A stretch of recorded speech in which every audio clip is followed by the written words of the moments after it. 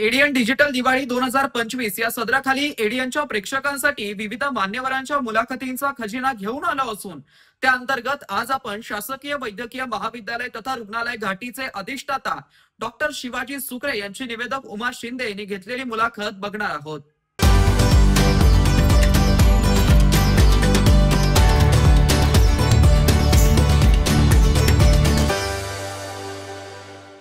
Medical college मध्ये काय आहे तर त्याच्यामध्ये आपल्याला केंद्र शासनानं नुकतेच 60 कोटी रुपये मंजूर झालेले। खानदेश, विदर्भ, पश्चिम महाराष्ट्राचा अहिल्यानगर जिल्हा अशा जवळपास 16 जिल्ह्याला आपण रुग्णसेवा देतोय। एक रजिस्ट्रार पाठवले होते की घाटीमध्ये इतक्या निगेटिव्ह बातम्या काय येतात, स्वच्छता का नसते, काय नेमकं आहे, तर त्यांनी टीम पाठवून निरीक्षण केलं होतं की या डिसेंबर 20 पूर्वी ही घाटी कचरामुक्त 100% झालेली असेल, जी सध्या 80% आसपास झाली। नमस्कार, मी उमा शिंदे एडियनच्या सर्व दर्शकांचं स्वागत करते। एडियन डिजिटल दिवाळी 2025 या सदरा अंतर्गत आपण विविध मान्यवरांच्या मुलाखती तुमच्यासाठी घेऊन येत आहोत। आज याच कार्यक्रमात आपल्यासोबत उपस्थित आहेत शासकीय वैद्यकीय महाविद्यालय व रुग्णालय अर्थातच घाटीचे अधिष्ठाता डॉक्टर शिवाजी सुकरे सर। सर, एडियनच्या वतीने मी आपलं मनपूर्वक स्वागत करते आणि आपल्याला दिवाळीच्या अनेक अनेक शुभेच्छाही देते। खूप खूप धन्यवाद आपल्याला। मीही एडियन न्यूज चॅनलचं मनापासून स्वागत करतो आणि आपल्याला धन्यवाद देतो की आज आपण आमच्या संस्थेची अर्थात घाटी रुग्णालयाची निवड केली आणि घाटी रुग्णालयामध्ये ज्या काही सोयी सुविधा आहेत तर त्या सामान्य जनतेपर्यंत पोहोचवा यासाठी आम्हाला संधी उपलब्ध करून दिलेली आहे। सुरुवातीला मी आपल्या सर्व चाहत्यांना माझ्या वतीनं, माझ्या संस्थेच्या वतीनं आणि सर्व घाटी रुग्णालयातील डॉक्टर, कर्मचारी, तंत्रज्ञ यांच्या वतीनं दीपावलीच्या खूप खूप शुभेच्छा देतो। धन्यवाद सर। या चर्चेला आपण सुरुवात करूयात, तो म्हणजे सर्वात महत्त्वपूर्ण अशा विषयाने। जवळपास बराचसा निधी घाटीच्या नवीन कामासाठी देण्यात आलेला आहे, तर मग या विकास कामांच्या अंतर्गत नेमक्या कोणकोणत्या कामांची सुरुवात करण्यात आली आहे? आता आपल्याला माहित आहे की आपली ही जी संस्था आहे शासकीय वैद्यकीय महाविद्यालय व रुग्णालय अर्थात ज्याला आपण घाटी असं म्हणून मराठवाड्यामध्ये आणि आजूबाजूच्या जिल्ह्यात ओळखलं जातं, यामध्ये बऱ्याचशा बिल्डिंग इमारती ह्या 65 वर्षापेक्षा जुन्या आहेत। त्यामुळं आपला ज्याचा सर्वात जास्त जो रुग्णांचा जो लोड असतो किंवा त्या ठिकाणी गर्दी असते ती सर्जिकल इमारत ज्याला असं आपण म्हणतो, जिथं आपला अपघात विभाग आहे, 20 वार्ड त्या ठिकाणी आहेत, ऑपरेशन थिएटर्स आहेत, प्रसूती कक्ष आहे आणि इथं जास्त वर्दळ असते त्या ठिकाणी NICU आहे, ज्याला आपण न्यूरोनेटॉलॉजी डिपार्टमेंट म्हणतो, ज्या ठिकाणी 30 दिवसाच्या आतली बाळं जी जन्मलेली असतात ज्यांना काही ट्रीटमेंटची गरज असते ते मुलं त्या ठिकाणी ठेवण्यात येतात। ही बिल्डिंग जरा खूप जुनी झालेली आहे। सार्वजनिक बांधकाम विभागानं आपल्याला ही बिल्डिंग आपण 5 वर्षापेक्षा जास्त वापरू शकणार नाही असं स्ट्रक्चरल ऑडिट करून दिलेलं आहे आणि ते देऊनही 2 वर्ष झालेली आहेत आणि त्यामुळं आपण शासनाकडे त्याचा पाठपुरावा करत होतो आणि मला आनंद आहे की महाराष्ट्र शासनानं आपली बाजू ऐकली आणि मागच्या मार्च-एप्रिल मध्ये जे अधिवेशन झालं त्यावेळेस आपल्याला या कामासाठी 710 कोटी रुपये मंजूर केलेले आहे। त्याची टेंडर प्रक्रिया आतापर्यंत सुरू होती, ती आता नुकतीच संपलेली आहे। Maharashtra industrial infrastructure development corporation अर्थात MSIDC या यंत्रणेमार्फत ते टेंडर प्रक्रिया झालेली आहे आणि साधारणतः पुढच्या काही दिवसात त्याचं भूमिपूजन आता मान्यवरांच्या म्हणजे त्यामध्ये आता जे पालकमंत्री महोदय असतील, आपल्या वैद्यकीय शिक्षण खात्याचे जे आमचे मुश्रीफ साहेब, हसन मुश्रीफ साहेब जे आहेत, तर त्यांच्या मार्गदर्शनाखाली या कार्यक्रमाला कोण कोण येणार आहे, त्यानंतर तो कार्यक्रम कधी होईल याचं संपूर्ण नियोजन करण्यात येणार आहे। ही सर्वात मोठी मागच्या ह्या घाटीच्या इतिहासातली सर्वात मोठी रक्कम 710 कोटीची आपल्याला मिळालेली आहे। त्यामुळं मी माननीय मुख्यमंत्री साहेब असतील, दोन्ही उपमुख्यमंत्री महोदय असतील, आमचे वैद्यकीय शिक्षण मंत्री असतील हसनजी मुश्रीफ साहेब, या जिल्ह्याचे सन्माननीय पालकमंत्री आदरणीय संजयजी शिरसाट साहेब आणि सर्वच खासदार, आमदार आणि इतर लोकप्रतिनिधी यांनी ज्याला मदत केलेली आहे त्या सर्वांचा संस्थेचा संस्था प्रमुख म्हणून, अधिष्ठाता म्हणून त्यांना धन्यवाद देतो आणि त्यांचे आभारही मानतो. जी. आपण पाहतोय की रुग्णालय आणि महाविद्यालय इथे संलग्न आहे घाटीच्या अंतर्गत. तर आता तुम्ही सांगितल्याप्रमाणे रुग्णालयासाठी नवीन बांधकाम करण्यात येणार आहे. तर तशाच पद्धतीने महाविद्यालयासाठी देखील यामध्ये काही तरतूद करण्यात आली आहे का? हो, आपल्याला माहित आहे की ही संस्था जशी 65 वर्षापेक्षा जुनी असल्यामुळं रुग्णालय एक भाग आहे. मुख्यतः हे मेडिकल कॉलेज आहे. सर्वांना या निमित्तानं मी स्पष्ट करू इच्छितो की बेसिकली हे मेडिकल कॉलेज आहे. मेडिकल कॉलेजचं मूळ काम जे असतं एक चांगले दर्जेदार अद्ययावत ज्याला ज्ञान आहे असे सुसंस्कृत आणि सौजन्यशील डॉक्टर घडवणं आणि त्यांना समाजामध्ये पेशंट केअरसाठी, रुग्णसेवेसाठी पाठवणं हे मूळ काम आहे. आणि मग त्यासाठी एका रुग्णालयाची आवश्यकता असते आणि म्हणून आम्हाला त्या ठिकाणी हे रुग्णालय त्या ठिकाणी आहे. हे सर्व्हिस हॉस्पिटल नाही आहे, हे टीचिंग हॉस्पिटल आहे बेसिकली. परंतु दुर्दैवानं आपल्याकडं शहरामध्ये पाहिजे तशी पब्लिक हॉस्पिटल त्या ठिकाणी नाहीत, महानगरपालिकेची हॉस्पिटल नाहीत आणि त्यामुळं संपूर्ण भार आपल्याला या रुग्णालयावर येऊन खरं तर आम्हाला जे नॅशनल मेडिकल कमिशनचे नियम आहेत त्याच्यानुसार केवळ आम्हाला 750 ते 1000 बेड असायला पाहिजे. आज आमच्याकडे साधारणतः 1800 बेड आहेत आणि त्यामुळं हे काम आपण रुग्णसेवेसाठी आपल्याला माहित आहे की शासकीय रुग्णालयामध्ये येणारा रुग्ण हा अत्यंत गोरगरीब असतो आणि त्यामुळं सगळ्यांची मदार जी आहे तर ती घाटी रुग्णालयावर आहे. आपण जो प्रश्न विचारला की मेडिकल कॉलेजमध्ये काय आहे तर त्याच्यामध्ये आपल्याला केंद्र शासनानं नुकतेच 60 कोटी रुपये मंजूर झालेले, जेव्हा आपली विद्यार्थ्यांची संख्या 150 वर 200 वर गेली आणि आपली मूळ कॉलेजची सुरुवात ही 50 MBBS सीट झाली आणि नंतर वाढत ती 100 झाली, 150 झाली आणि आता 200 झाली.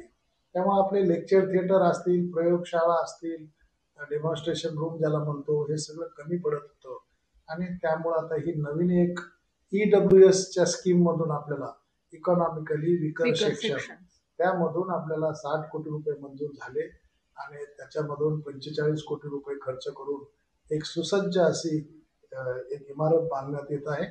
त्यामध्ये विद्यार्थ्यांसाठी प्रात्यक्षिका असतील, मेडिकल एज्युकेशन युनिट असेल, जे आपल्याला शरीर रचनाशास्त्र हा एक फर्स्ट इयरचा महत्वाचा विषय आहे. त्याला एक डिसेक्शन हॉल त्याची कॅपॅसिटी कमी पडत होती तर ती एक डिसेक्शन आपण त्यामधून बांधतोय. ड्रग स्टोअर असेल, अशा स्किल लॅब आहे, अशा अनेक गोष्टी महाविद्यालयामध्ये सुद्धा सुरू आहेत. म्हणजे केवळ हॉस्पिटललाच आहे असं नाही. आणि विद्यार्थ्यांसाठी आपण 6 हॉस्टेल बांधतोय 2100 विद्यार्थ्यांसाठी, ज्याची 2100 इतकी कॅपॅसिटी असेल तर ते काम सध्या सुरू होणार आहे. ज्याप्रमाणे तुम्ही आता बोलताना म्हणालात की आरोग्य व्यवस्थेवर ताण निर्माण होतोय, आपण पाहतोय की छत्रपती संभाजीनगरसह आजूबाजूतील बऱ्याच जिल्ह्यातील नागरिक या ठिकाणी उपचारासाठी येत असतात. तर OPD असेल किंवा इतर विभाग असतील घाटीतील सर्वांवरच ताण निर्माण होतोय आणि त्यावर उपाय म्हणून एक चिठ्ठी मुक्त घाटी असा तुम्ही उपक्रम सुरू केला होता. तर तो उपक्रम नेमका काय आहे? मी आपल्याला सांगितलंय की मराठवाड्यातले 8 जिल्हे, त्यानंतर खानदेश, विदर्भ, पश्चिम महाराष्ट्राचा अहिल्यानगर जिल्हा, अशा जवळपास 16 जिल्ह्याला आपण रुग्णसेवा देतोय. साधारणतः 2 कोटी पॉप्युलेशन ज्याला लोकसंख्या म्हणतो, महाराष्ट्राची जी काय लोकसंख्या आहे त्याच्यातल्या 2 कोटी पॉप्युलेशनला आपण रुग्णसेवा देतोय. साधारणतः आपलं राज्य कर्करोग रुग्णालय, सुपर स्पेशालिटी हॉस्पिटल आणि घाटी रुग्णालय असं म्हणून दिवसभरामध्ये आपण 4000ची OPD आपण काढतोय. त्याचप्रमाणे 1800 ते 2000 रुग्ण या सगळ्या संस्था म्हणून आपल्याकडे ऍडमिट असतात. तर महाराष्ट्र शासनाकडून मिळणारा निधी, माननीय पालकमंत्री यांच्याकडून मिळणारा DPDCतून, जिल्हाधिकारी साहेब आहे, सर्व लोकप्रतिनिधी आहे, या जिल्ह्याचे दुसरे कॅबिनेट मंत्री जे बहुजन विकास मंत्री आहेत आदरणीय अतुलजी सावे साहेब आणि आमचे वरून शासनातून मुख्यमंत्री आणि सर्वच वैद्यकीय शिक्षण खातं यांच्याकडून जो निधी मिळतो त्याच्यातून आपण औषधी खरेदी करतो. आणि चिठ्ठीमुक्त घाटी ही मी रुजू झाल्यानंतर 20 डिसेंबर 2023ला मी या ठिकाणी रुजू झालो. परंतु 1 एप्रिल 2024 पासून आम्ही ही चिठ्ठीमुक्त घाटी सुरू केलेली आहे. याचा अर्थ आमच्याकडे येणाऱ्या कोणत्याही रुग्णाला आम्ही एकही गोळी, एकही औषध, एकही इंजेक्शन किंवा कुठलाही सर्जिकल आयटम लिहून देत नाही आणि सर्वांना विनामूल्य देतो. काही रुग्ण हे शासनाच्या महात्मा ज्योतिबा फुले जीवनदायी योजना असेल, प्राईम मिनिस्टर सुरक्षा योजना असतील, PMSI ज्याला म्हणतो आपण, तर या योजनातून सुद्धा आपण त्यांना त्याचा फायदा देतो आणि त्याच्यातूनही काही निधी आपल्याला शासनाला मिळतो, संस्थेला मिळतो. या योजनेमध्ये काम करणारे डॉक्टर, तंत्रज्ञ, नर्सिंग स्टाफ यांनाही मिळतो. तर चिठ्ठीमुक्त घाटी म्हणजे एकही गोळी औषध आम्ही बाहेरून लिहून देतो. याबरोबर तुम्ही आता औषधांबद्दल आणि त्याबद्दल बोललात. तर HPV ह्युमन पॉप्युलेमा व्हायरस जे आहे, ज्याच्यामुळे महिलांमध्ये गर्भाशयाच्या कर्करोगाचं प्रमाण खूप वाढत आहे आणि भारतामधील महिलांना तो दिला जात नसल्याने त्या जास्त वल्नरेबल ठरतायत. तर या दृष्टीने आपल्या घाटीच्या वतीनं काही उपाययोजना करण्यात आल्यात का? आपल्याकडं हा आजाराचं लवकर निदान व्हावं म्हणून राज्य कर्करोग रुग्णालय असेल, त्यानंतर आपलं स्त्रीरोग विभाग ज्याला गायनेकॉलॉजिकल डिपार्टमेंट, त्या विभागामध्ये अद्ययावत यंत्रसामुग्री घेतलेली आहे. त्याच्या माध्यमातून त्याच्या तपासण्या करतात आणि त्यासाठी लागणारं व्हॅक्सिनही आपण उपलब्ध करतो. ज्या प्रकारे नवीन घाटीच्या बांधकामासाठी निधी मिळाला आहे, नवीन इमारतही उभी राहीलच काही दिवसात. तर या संदर्भात तुमचं पुढील वर्षांचं काय व्हिजन आहे? छत्रपती संभाजीनगरकरांना पुढील काळासाठी त्यांच्या काही सोयी सुविधा इथे उपलब्ध होतील का? निश्चितच आपल्याला माहित आहे की हे जे नियोजन होतं हे 50 वर्षापेक्षा जास्त वर्षापूर्वी झालेलं आहे. आता आपण जे नवीन बांधकाम करतो, नवीन वसतिगृह बांधतो, नवीन काही क्रिटिकल केअर युनिट आपण आता एक 50 खाटाचं बांधतोय, तर हे आपलं पुढचं 50 ते 70 वर्षापूर्वीचं हे विजन असेल. ज्याच्यामुळं सध्या जसं आपल्याकडं 20 वार्ड आहेत सर्जिकल बिल्डिंगमध्ये, त्या बिल्डिंगमध्ये आता आपण दुपटीनं करतो, 40 करतो आहोत. आपल्याकडं ऑपरेशन थिएटर 21 आहेत, ते आपण 35 करतोय. एक आता 5 बेडचं नर्सिंग होम आहे, ते आपण 50 खाटाचं करतोय. आपण असं आपलं विजन असं आहे की पुढच्या एक 70 वर्षापर्यंत जी काही लोकसंख्या वाढेल किंवा काय बदल होतील. म्हणजे तुम्हाला त्याच्यातलं सगळ्यात चांगलं उदाहरण सांगायचं झालं तर ह्या सर्जिकल इमारत जिला आपण G+12 असं म्हणतोय बांधकामाचं, तर त्याच्यावर आपण एक हेलिपॅड तयार करतो की या ठिकाणी जे काही ऑर्गन ट्रान्सप्लांट होतात आणि त्याच्यामध्ये जो काही ग्रीन कॉरिडॉर करावा लागतो, वेळ जातो, तर शहरातल्या शहरामध्ये तरी निदान आपल्याला किंवा पुणे असेल किंवा जवळचे शहरं असतील त्या ठिकाणी ते पोहोचवण्यासाठी त्याचा उपयोग होईल. आणि त्यामुळं EIचं जग हे दुनिया आहे, जग आहे, तर त्याच्यामध्ये आपल्याला अत्याधुनिक जे यंत्रसामुग्री, जसं मी तुम्हाला न्यूरो रिहॅबिलिटेशन सेंटर म्हणालोय, अनेक टर्नकी प्रोजेक्ट आहेत, इंटरव्हेन्शनल रेडिओलॉजी हा जो विषय आहे ज्याच्यामध्ये मेंदूच्या किचकट शस्त्रक्रिया असतील किंवा हृदयाच्या किचकट शस्त्रक्रिया असतील, असे सुपर स्पेशालिटीचे कोर्सेस आपण सुरू करतोय. मागं मी जसं सांगितलंय 6 सुपर स्पेशालिटी सुरू केले, आता आपण यावर्षी 9 विषयात सुपर स्पेशालिटी सुरू करतोय. आपल्याकडं ज्या विभागामध्ये PG आता एकही विभाग नाही की जिथं पदव्युत्तर कोर्स नाहीये. 21 विषयामध्ये आपल्याकडं 200 सीट आहेत MD MS आणि आता हे 21 विषयामध्ये 21 सीट याच्या सुपर स्पेशालिटीच्या आहेत DMMCच्या, त्या आता साधारणतः 75 पर्यंत जाते. तर त्यामुळं जसं कॅन्सरला मी म्हणालो की कुठलाही रुग्ण मुंबई पुण्याला जात नाही, तसं या संस्थेला भारतामध्ये एक नंबरची संस्था बनवण्याचा आपला प्रयत्न असेल. अत्याधुनिक जे काही करता येईल त्या सगळ्या सुविधा आपण या ठिकाणी करण्याचा आमचा मानस आहे. शेवटी जाता जाता एडियनच्या दर्शकांना दिवाळीच्या काय शुभेच्छा देऊ इच्छिता आणि दिवाळीच्या पार्श्वभूमीवर काय आवाहन तुम्ही संभाजीनगर वासियांना करू इच्छिता? या निमित्तानं मी परत एकदा एडियन न्यूजचे मनापासून धन्यवाद देतो आणि आपल्या माध्यमातून छत्रपती संभाजीनगर शहर असेल, ग्रामीण भाग असेल, त्या सर्व नागरिकांना, आपल्या श्रोत्यांना, आपल्या चाहत्यांना मनापासून दिवाळीच्या खूप खूप शुभेच्छा देतो आणि सर्वांनी ही दिवाळी शांततेनं आरोग्यदायी पद्धतीनं ती साजरी करावी. फटाक्याचा त्यांनी वापर करू नये आणि प्रदूषणमुक्त दिवाळी साजरी करावी अशीच मी आपल्याकडून अपेक्षा व्यक्त करतो. वृद्धांची, लहान मुलांची आणि विशेषतः जे मुके प्राणी आहेत यांची आपण विशेष काळजी घ्यावी अशी अपेक्षा व्यक्त करतो आणि सर्वांना दिवाळीच्या खूप खूप शुभेच्छा देतो. आज आपण शासकीय वैद्यकीय महाविद्यालय व रुग्णालय अर्थात घाटीचे अधिष्ठाता डॉक्टर शिवाजी सुकरे यांच्याशी एडियन डिजिटल दिवाळी अंतर्गत संवाद साधला आहे. एडियन सोबत संवाद साधल्याबद्दल आणि आपला अमूल्य वेळ दिल्याबद्दल मी उमा शिंदे आपले मनपूर्वक आभार मानते. या सदरात आपण अजून मान्यवरांच्या मुलाखती पाहणार आहोत. तोपर्यंत पाहत राहा एडियन.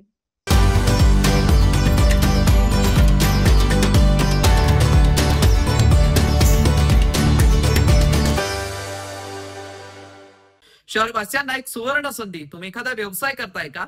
मग एडियन वरती जाहिरात करा आणि मिळवा व्यवसायात मोठा फायदा. तर वाट कसली बघत आहात? आताच खाली दिसत असलेल्या नंबरवरती संपर्क साधा. आपल्याला अजूनही काही बातम्यांचा आढावा घ्यायचा आहे, परंतु इथे वेळ झाली आहे एका छोट्याशा ब्रेकची. कुठे जाऊ नका, पाहत रहा एडियन न्यूज.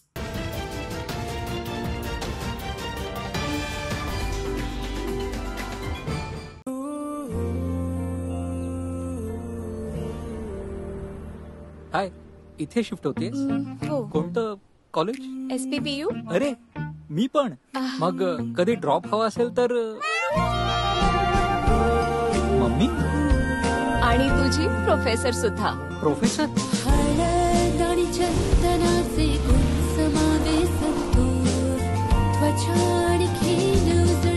आमच्या संतूर मम्मीकडे तर स्वतःची गाडी आहे. तू मला ऑफिसला सोड. बाळा, ती चंदन लेपाने बनलेली संतूर अगरबत्ती लाव बरं. तुमच्या भक्ती इतकी शुद्ध असेल चंदन लेपाने बनलेली संतूर अगरबत्ती.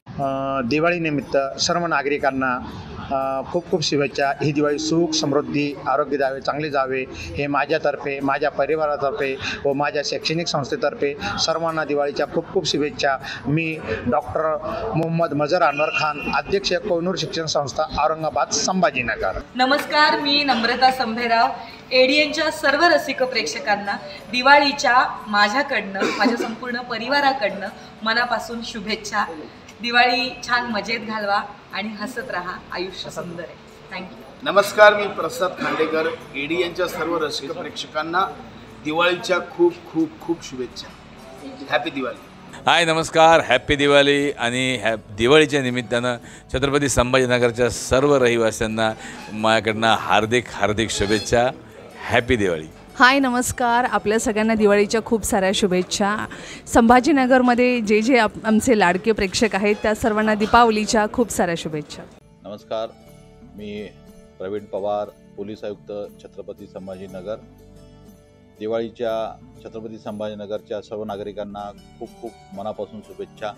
ही दिवाळी आपल्याला आनंदाची, भरभराटी, सुखाची, समृद्धीची आणि आपल्या आयुष्यातील सर्व स्वप्न पूर्ण करावी जाओ. आपण दिवाळीमध्ये काळजी घ्या स्वतःची, आपल्या कुटुंबाची आणि आपल्या सर्व आजूबाजूच्या लोकांची. पुन्हा एकदा आपल्याला आणि आपल्या कुटुंबियांना दिवाळीच्या खूप खूप शुभेच्छा. धन्यवाद.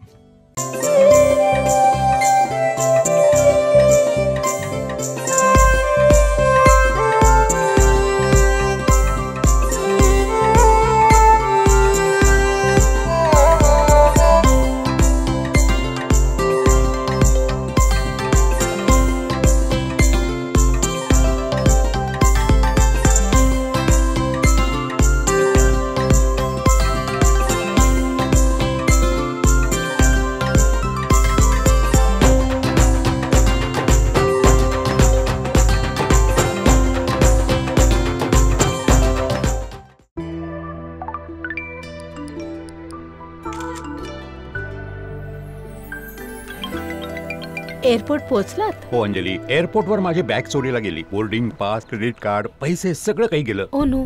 आता तू लवकर $2000 ट्रान्सफर कर. मी दुसरे तिकीट काढून इंडिया येईन तर परत करून टाकीन. पण बेबी, इतक्या पैशात तर मी फ्लाईट पकडून तुझ्याकडे कॅनडाला जाऊ शकते. बेब स्टॉप किडिंग. मी इथे अडकलोय. हो, पण मी नाही अडकणार.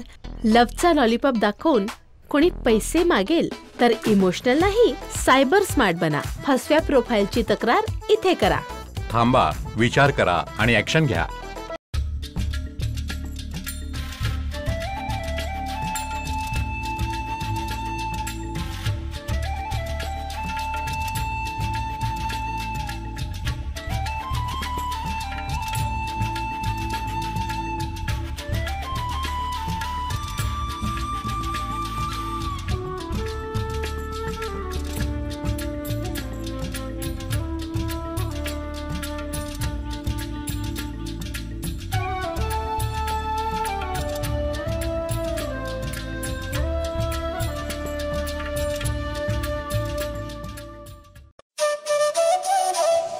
मराठवाड्यातील अग्रगण्य मंडप डेकोरेटर्स म्हणजेच जाधव मंडप डेकोरेटर्स तसेच केशर सुपर मार्केट यांच्याकडून धनत्रयोदशी निमित्त व दीपावली निमित्त तुम्हा सर्वांना मंगलमय शुभेच्छा. शुभेच्छुक श्री रखमाजी जाधव, केशर प्रतिष्ठान.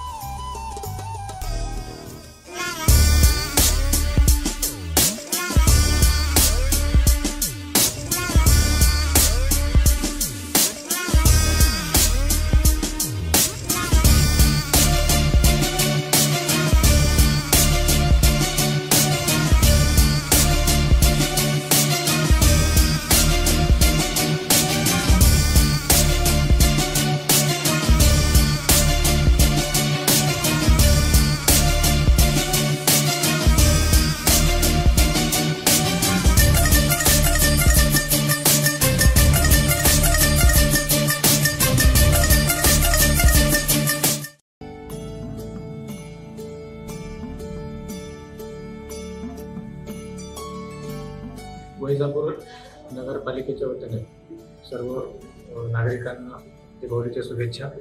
शहरातील सर्व नागरिकांनी हा सण साजरा करताना सार्वजनिक ठिकाणी कुठेही अस्वच्छता होणार नाही, त्याचप्रमाणे हा सण पर्यावरणपूरक कसा साजरा करता येईल याकडेही लक्ष द्यावं व नगरपालिकेला सहकार्य करावं. त्याचप्रमाणे जी काही ओल्या दुष्काळाची परिस्थिती आहे त्यामध्येही नागरिकांनी जे काही या अतिवृष्टीमध्ये बाधित लोक आहेत यांची कशा प्रकारे मदत करता येईल यामध्येही जर पुढाकार घेतला तर खऱ्या अर्थाने ही दीपावली आपल्याला शुभ गेली असं आपल्याला म्हणता येईल.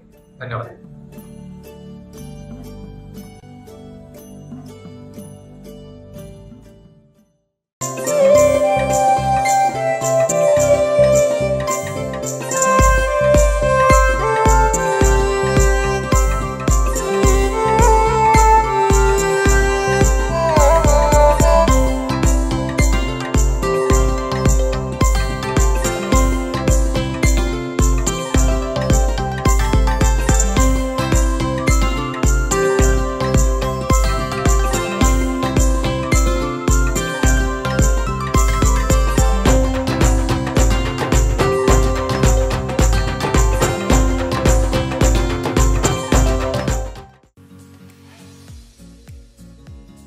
आपण मुळव्यात, फिशर, भगंदर किंवा पायलोनोडल सायनसच्या त्रासाने त्रस्त आहात का? शौचा वाटे होणारा रक्तस्राव किंवा बऱ्या न होणाऱ्या जखमांमुळे हैराण झाला आहात का? आता ऑपरेशनची भीती आणि वेदनादायी त्रासाला म्हणा कायमचा निरोप. छत्रपती संभाजीनगर येथील सुप्रसिद्ध एम्स हॉस्पिटलमध्ये कन्सल्टंट लेझर आणि laparoscopic surgeon doctor Virendra Jaiswal घेऊन आले आहेत अत्याधुनिक लेझर उपचार. निओव्ही 1470 या प्रगत लेझर तंत्रज्ञानामुळे आता शक्य आहे विना कापाकापी आणि विना टाके उपचार. रक्तस्राव नाही आणि वेदनाही अगदी कमी. उपचारानंतर काही तासातच घरी परतण्याची सोय आणि आजार पुन्हा होण्याचा धोकाच नाही.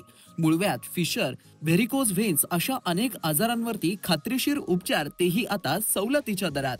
मग आता त्रास सहन करत बसू नका. आजच फोन करा आणि निश्चिंत व्हा. पत्ता AIIMS hospital, plot number 20, N11 CIDCO, Jalgaon road, Jadhavwadi सिग्नलजवळ, छत्रपती संभाजीनगर. संपर्क 93 70 59 09 73.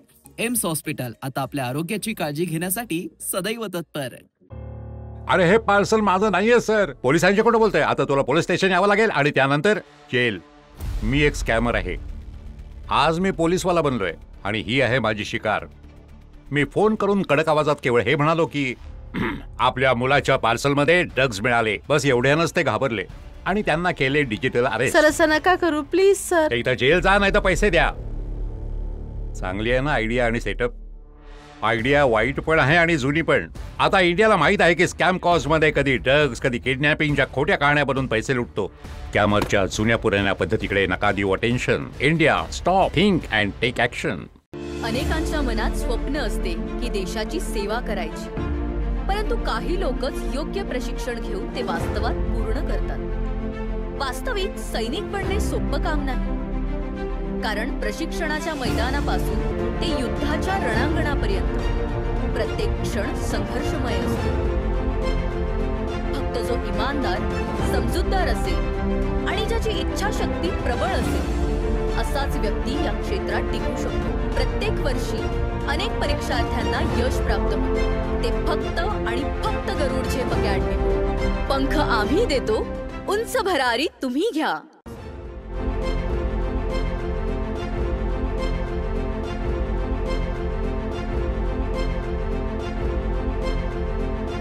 शिक्षण असो किंवा नोकरी, कुठल्याही कामानिमित्त छत्रपती संभाजीनगर येथे येत असाल तर तुमच्या घरगुती जेवणाची चिंता आता मिटली.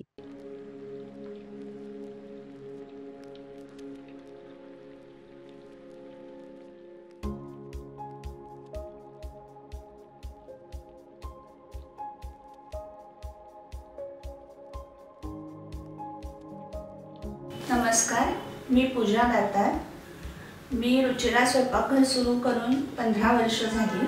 सुरुवातीला रुचिरा स्वयंपाकघर सुरू करताना माझी आवड म्हणून सुरू केलं, पण त्याचं व्यवसायात हळूहळू रूपांतर झालं. रुचिरा स्वयंपाकघर हे स्वतःच्या जागेत 2009 पासून संभाजीनगर खडकेश्वर येथे सुरू आहे. तेथून मला अनेक साऱ्या ऑर्डर्स मिळत गेल्या. एका मोठ्या शाळेचं मला कॉन्ट्रॅक्ट मिळालं होतं. मी रोज 2200 लोकांना जेवण देत होते 5.5 वर्ष. नंतर मी पूर्ण कॉन्सन्ट्रेशन रुचिरा स्वयंपाकघर खडकेश्वर येथे केलं. तेथील फीडबॅक म्हणाल तर सगळी मेडिकलची मुलं जे घरापासून दूर राहतात त्या लोकांना आपल्या घरासारखं जेवण रुचिरामध्ये मिळतं असं प्रत्येकजण आनंदाने सांगत असतो मला. आणि मी तर म्हणते की तुम्ही ते पे करून जेवता, पण ते म्हणतात की नाही, पे हा भाग वेगळा आहे, पण आमच्या शुभेच्छा आणि सदिच्छा जास्त महत्त्वाच्या आहेत. तसंच रुचिरा स्वयंपाकघरात आपण आपल्या घरच्यासारखं अन्नधान्य निवडून, भाज्या निवडून, अतिशय स्वच्छता राखून स्वयंपाक करतो. स्वयंपाकात घरगुती मसाले 80% वापरले जातात. माझा कटाक्ष क्वालिटी मेंटेन करण्यावर असतो, त्यामुळे मी किराणा जास्तीत जास्त चांगल्या क्वालिटीचा आणते. तसंच भाजीपाला जाधव मंडईत आणते, त्यामुळे ताजा स्वच्छ भाजीपाला मिळतो. त्यामुळे आपल्या स्वयंपाकाची चवही उत्तम राखता येते आणि आरोग्यपूर्ण स्वयंपाक होतो. घरगुती जेवणाच्या चवीसाठी एकदा अवश्य भेट द्या रुचिरा स्वयंपाकघर येथे. मस्त मास्क पहना रे तूने. Thank you sir. वो जान बचाने के लिए पहनना पड़ता है ना सर. रेडीमेड है या टेलर मेड है? ऑनलाइन ऑर्डर किया है सर. एक और है ना सर. देना. बहुत मस्त लगे आपको. ये ना सर. सर ना भाई, जान बचाने के लिए बाइक चलाते वक्त सिर्फ खोपड़े पे मास्क पहनेगा तो खोपड़े को कौन बचाएगा? समझ गया सर.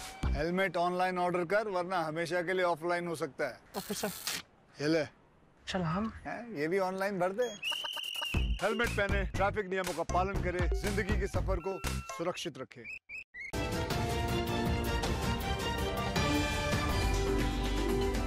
ब्रेक नंतर पुन्हा एकदा स्वागत. आपण बघत आहात एडियन बातमीपत्र. एडियन डिजिटल दिवाळी 2025 या सदराखाली एडियनच्या प्रेक्षकांसाठी विविध मान्यवरांच्या मुलाखतींचा खजिना घेऊन आला असून त्या अंतर्गत आज आपण छत्रपती संभाजीनगर महानगरपालिकेचे आयुक्त तथा प्रशासक जी श्रीकांत यांची निवेदक उमा शिंदे यांनी घेतलेली मुलाखत बघणार आहोत.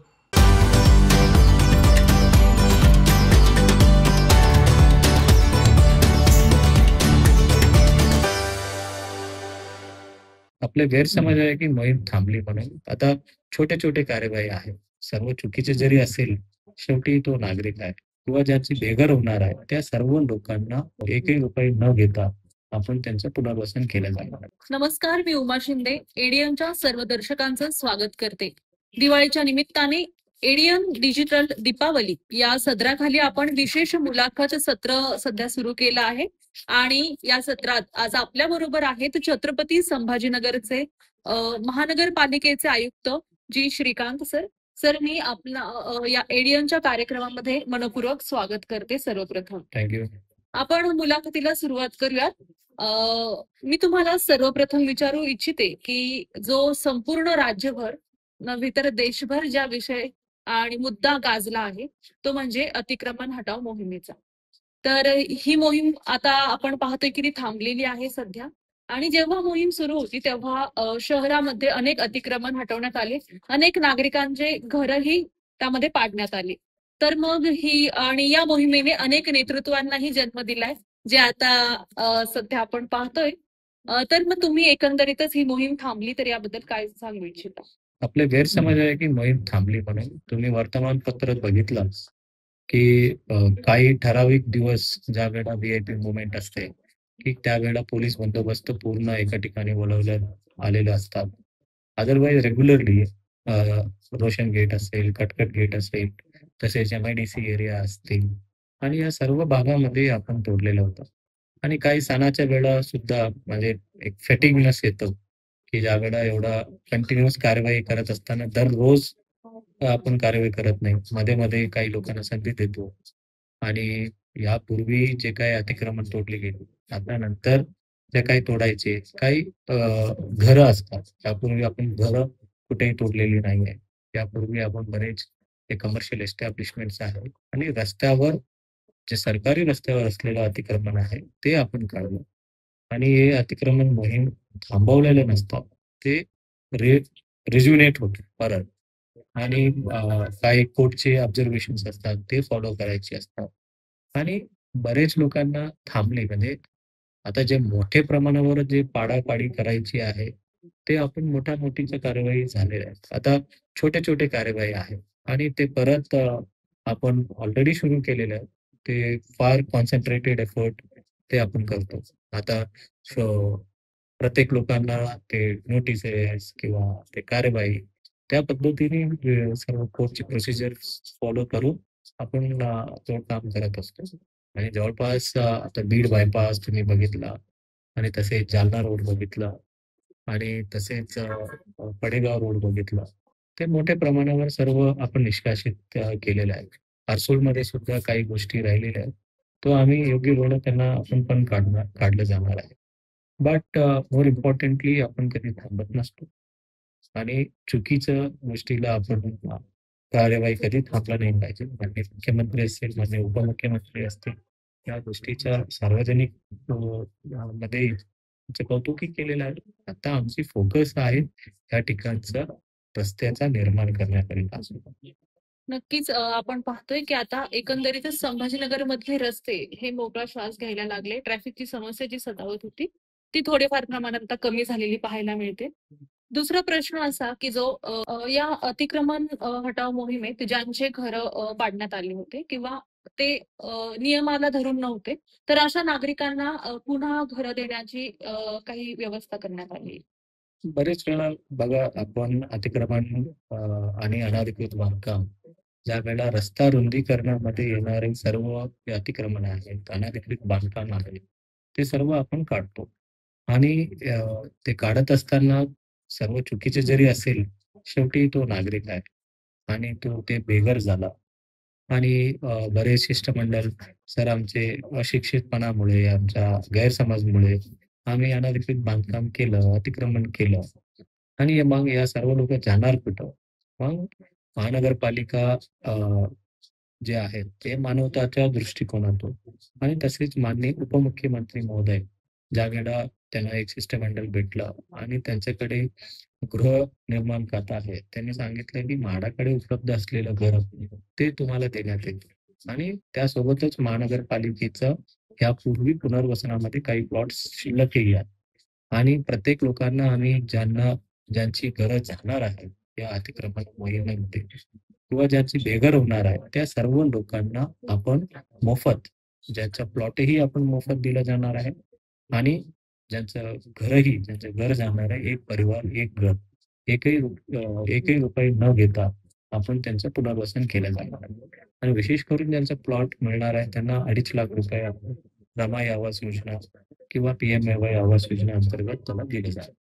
नक्कीच. अत्यंत स्तुत्य असा पाऊल महानगरपालिकेच्या आयुक्तांच्या वतीने उचलण्यात आले. त्याबद्दल सर तुमचे आभार. आणि वळूयात पुढच्या प्रश्नाकडे. पाणी हा सर्वांच्या जवळचा प्रश्न असतो. प्रत्येक काम करण्यासाठी आवश्यकता असणारा घटक तो आहे.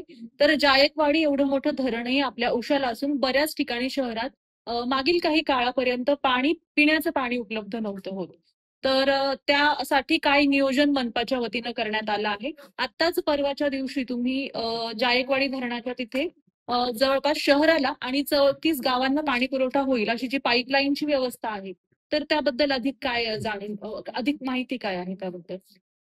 बघा, आपल्या खूप छत्रपती संभाजीनगर महानगरपालिकेचे जे सर्व निवासी आहे आणि त्यासोबतच आसपास परिसरातील जेवढा गावकरी आहेत, त्यांचं पाणी पुरवठा हा जटिल समस्या आहे. आणि खूप वर्षापासून आपण समांतर बद्दल ऐकले होतो आणि ते काम कधी पूर्ण होणार, खरंच पूर्ण होणार का, खरंच दररोज पाणी मिळणार का, हा शंका कुशंका बरेच लोकांना ज्या वेळेला आपण 24/7 पाणी देण्याचा अनुषंगाने नियोजन आहे ते त्यांना विश्वास होत नाही. कदाचित त्यांचा वारसा तसं असेल की कारण प्रत्येक वेळेला त्यांना सांगितलं आणि त्याला पूर्णत्वाकडे नेले नाही. परंतु या वेळेला तसा होणार नाही. माननीय मुख्यमंत्री श्री देवेंद्र फडणवीस साहेब आणि माननीय उपमुख्यमंत्री महोदय आणि विशेष करून माननीय मुख्यमंत्री महोदय यांच्या कार्यालयामध्ये एक सीएम वॉर रूम म्हणून आहे आणि त्यांचे जे प्रमुख आहे सीएमचा खाजगी सचिव असतात आणि प्रत्येक गोष्टीचा त्या ठिकाणी पाठपुरावा केला जातो. कुठे अडचण आहे, कुठे अडकाटी आहे, काय प्रॉब्लेम आहे.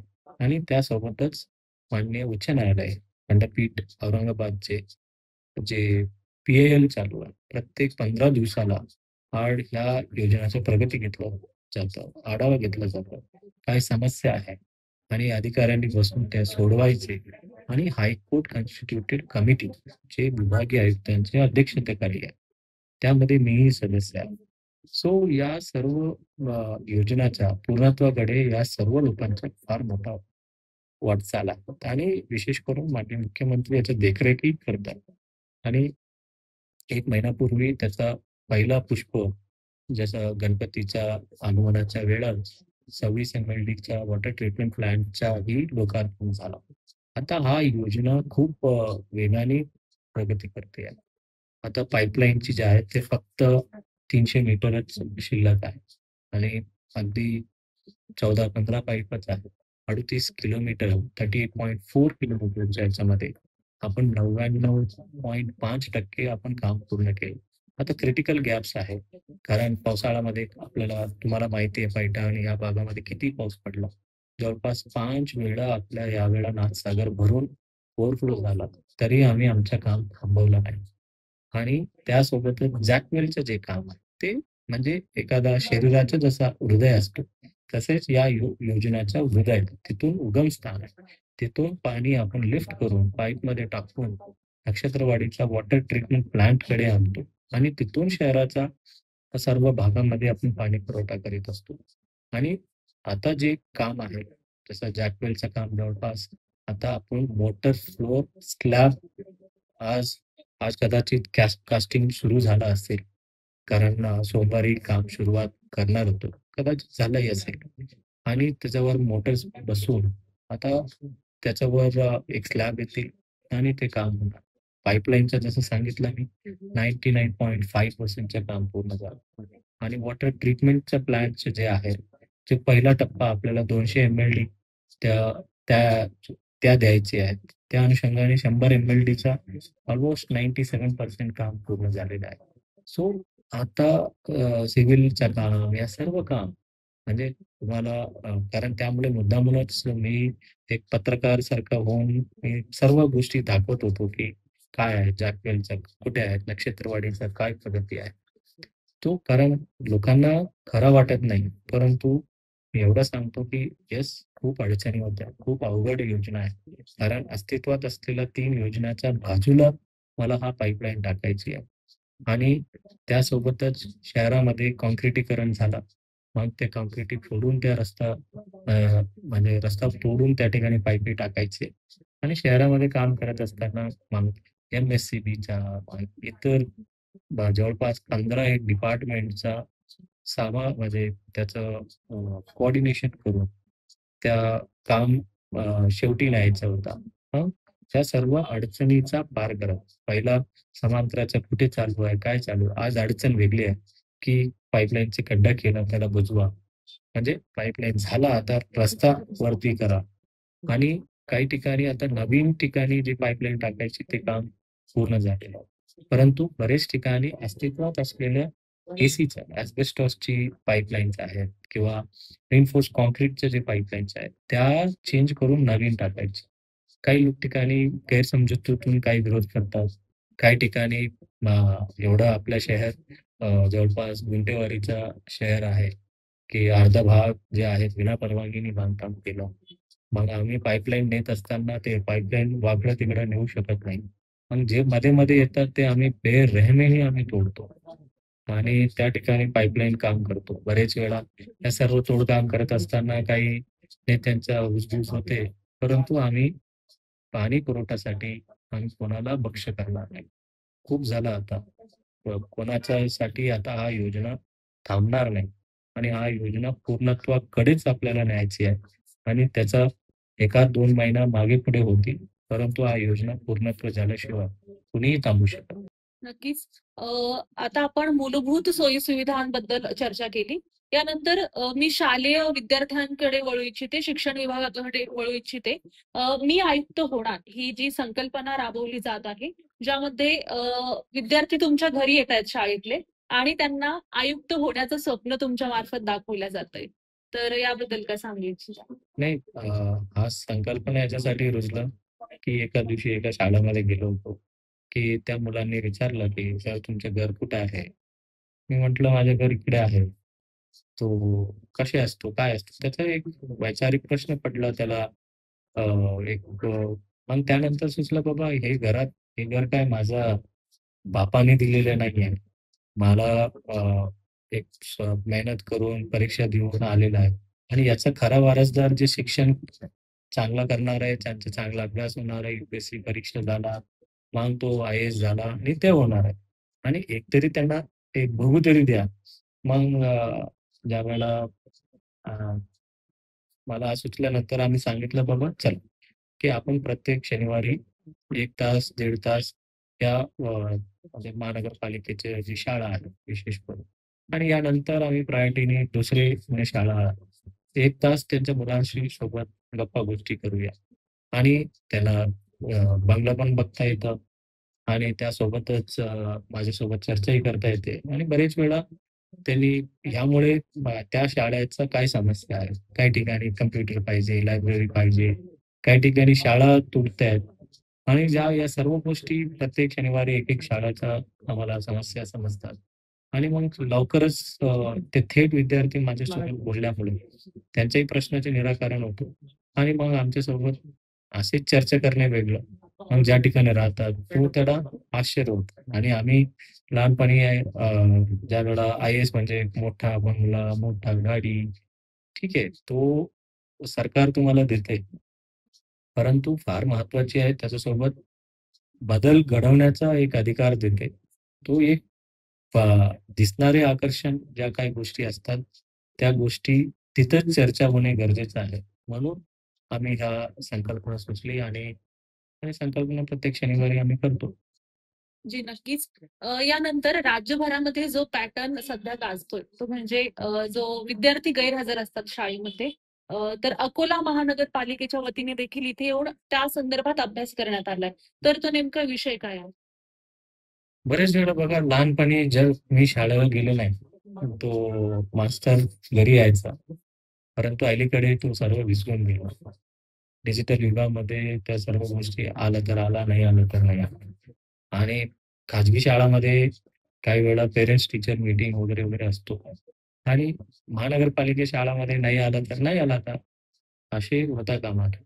आणि आता प्रत्येक विद्यार्थ्यांचा दररोज येतो का नाही येतो, नाही आला तर का नाही आला, याचा विचार विनिमय झाला पाहिजे. याचा एक चांगला कंट्रोल रूम असायला पाहिजे आणि त्या कंट्रोल रूम मध्ये काउन्सिलर्स असला पाहिजे. कारण विविध समस्या आहेत. आपल्याकडे येणारे मुलं कोणी धुणी भांडी करणारे, आणि चाइल्ड लेबर मध्ये, कधी चाइल्ड मॅरेजेस, आणि कधी कधी लहान मुलींना ते मेन्स्ट्रुअल एज्युकेशन नसतं. मग ते एज्युकेशन म्हणजे मेन्स्ट्रुअल सायकल सुरू झालं तर मग ते शाळाच येणे सोडून देते. मग असे विविध प्रश्न होतात. मग हा एक सावित्री कंट्रोल रूम आम्ही स्थापना केला, त्यामध्ये काउन्सिलर्स ठेवला आणि मग आपल्या शिक्षकांना फोन करायला लावला आणि दरवेळा ते एक ठराविक प्रोटोकॉलमध्ये फोन करतात.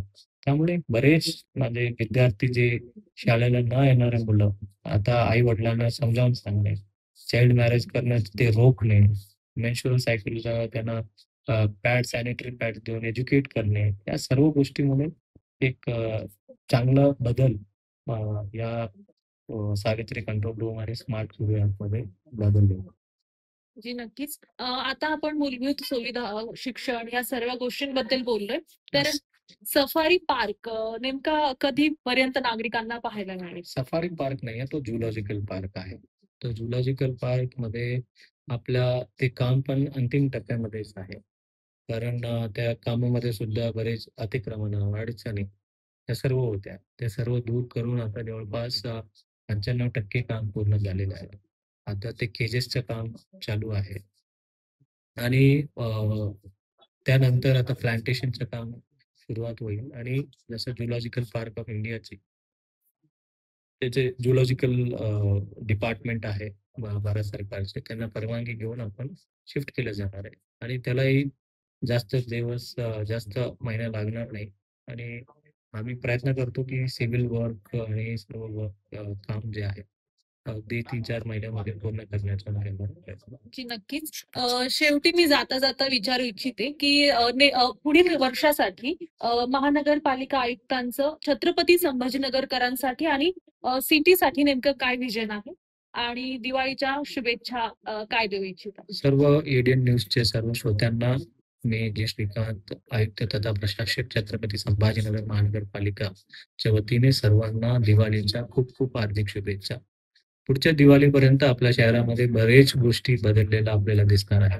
एकंदरीत आपल्या सेप्टिक टँक मुक्तीच्या स्वप्नाकडे असतील आणि तसेच प्रत्येक घरापर्यंत पाणी देण्याचं स्वप्न असतील आणि त्यानंतर जे अतिक्रमण हटाव झाल्यानंतर त्या ठिकाणी रस्त्याच्या बांधकामाच्या सुरुवात त्या ठिकाणी, मग तसेच झुलॉजिकल पार्कचे असेल आणि त्यासोबतच होपफुली तोपर्यंत एक नवीन आपल्या आपण निवडलेल्या लोकप्रतिनिधींचा त्या ठिकाणी महानगरपालिकेमध्ये आफ्टर 5 years त्या ठिकाणी होतील.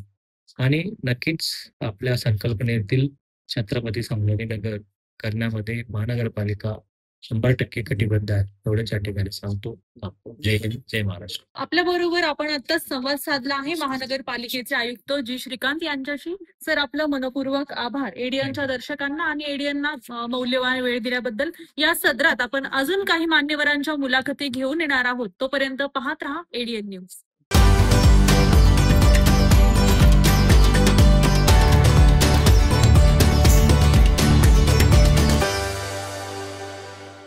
आणि याबरोबरच हे बातमीपत्र इथेच संपलं. पुन्हा भेटूया पुढील बातमीपत्रात. तोपर्यंत पाहत रहा आपल्या हक्काचं बातमीपत्र एडियन न्यूज.